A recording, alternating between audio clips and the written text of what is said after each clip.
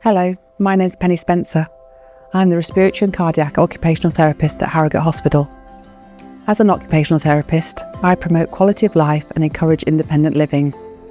My role in respiratory care involves considering the significant impact debilitating lung disease has on your mental health and overall well-being. This talk is about managing fatigue and learning how to conserve your energy. The fatigue I'm talking about is extreme exhaustion. It is not proportionate to recent activity. It interferes with functionability. It leads to inactivity. It is draining. It is persistent and distressing. It is subjective and invisible. Types of fatigue. Primary fatigue is related to your respiratory condition itself. Treatment-related fatigue is the side effects of your medication.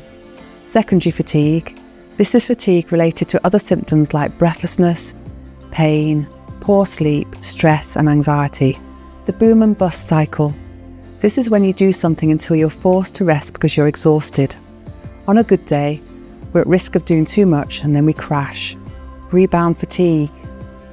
After a busy time, we can experience the fatigue later and do not link it to the increased activity we did a few days earlier. Here is an analogy. Imagine your energy is the petrol in a car's fuel tank. It is a defined amount and you can't keep going when it is empty. It is always helpful to keep a bit in the tank in case of an emergency. Some people will never let it go below half full. If you knew you were short on petrol, you'd plan to fill it up.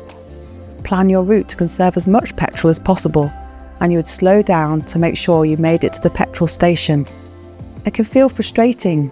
You might not want to stop at the petrol station or drive at 50 miles per hour on the motorway with everyone overtaking, but you know if you don't take note and consider the low petrol, you will break down. The same goes if you do not manage your energy well and take note of what your body is telling you. How to manage our fatigue. Learn to recharge your batteries and do not allow your petrol to run out. Always keep it topped up. You could keep a fatigue diary.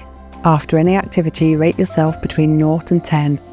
0 is not tired at all and 10 is extremely tired. It's good to see patterns forming. Sometimes we do not realise that basic day-to-day activities are making us tired. Talk about it. Make your family, friends and health professionals aware of your fatigue. Aids and adaptations. Using a stool in the shower or one in the kitchen, having a second banister on the stairs or using a four-wheeled walker can all help keep your petrol topped up. Start slowly and review as you go. Try to refrain from an all or nothing mentality. Exercise. When we are tired, we don't really fancy doing any exercise, but when we do have a go, we often feel much better. Adopt the 5 Ps. These are the 5 principles you need to follow to enable energy conservation. Number 1, pacing. Grade activities high, medium or low energy and spread these out. For example, do a thinking task after a physical task. Break down activities. Time not task.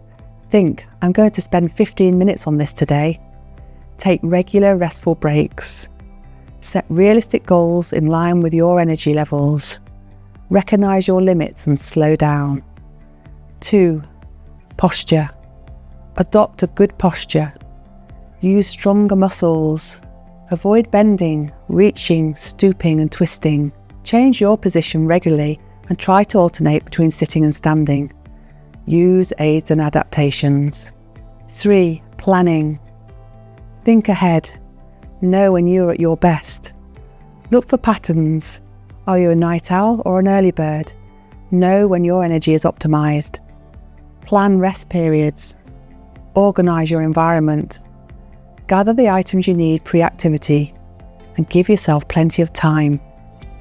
4. Prioritise. There are always high, medium, low priorities. Put them in order and try not to procrastinate. What do you value? What is important to you right now? Do the task. Delegate it and ask for help.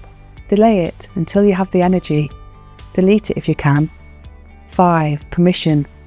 It is extremely difficult to give yourself permission to take care of yourself, to accept help from others, to ask for help, to choose to save your energy to do something important to you. To conclude, You do need to get a balance between rest and activity, and it is important not to use any of your precious energy unnecessarily. We really want you to keep active and maintain your energy levels so you can participate in purposeful activity to help maintain your quality of life.